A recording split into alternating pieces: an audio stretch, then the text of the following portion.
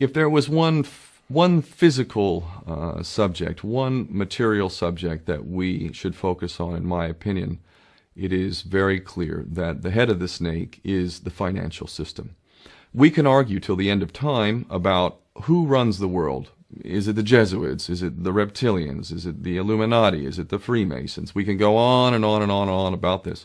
But I don't think it is reasonable to even begin arguing about the mechanism that is used to exert this control. The mechanism is finance. The whole point of finance is to indebt, otherwise to enslave. What is a mortgage?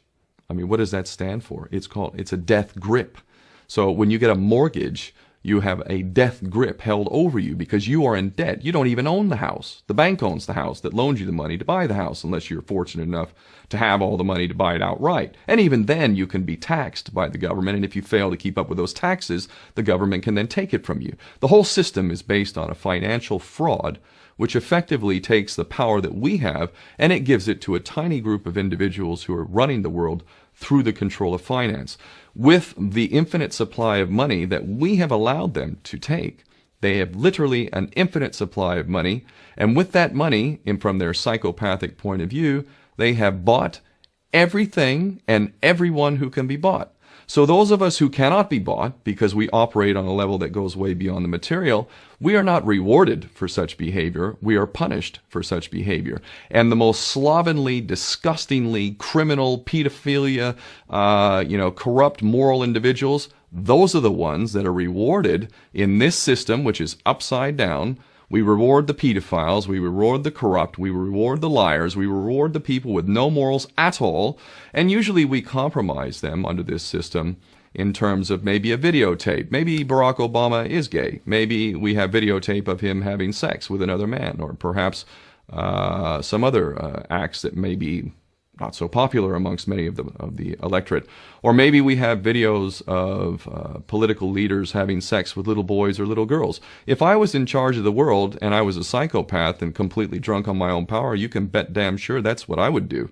I wouldn't allow anyone in a position of power who wasn't completely compromised. When you have an infinite supply of money, you can do this. Take that supply of money away, take that power back, put it in the hands of the people, get rid of fractional reserve banking, which is obscenity in itself.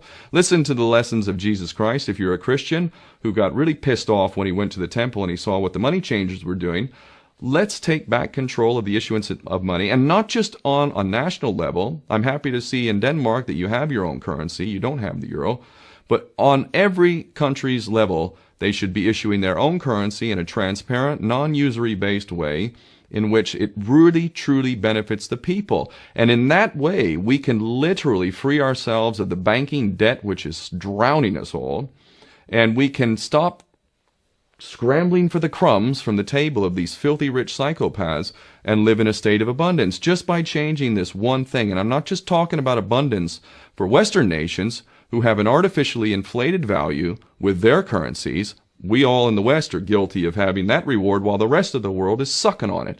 Every nation in the world can use a sensible financial policy to liberate themselves, to have world-class education, infrastructure. Everything that a healthy society would require can be had in the worst, most corrupt African country, in any part of the world. We can all have that if we simply change that one thing. John F. Kennedy did that about 6 months before he was taken out. He issued United States notes as opposed to Federal Reserve notes.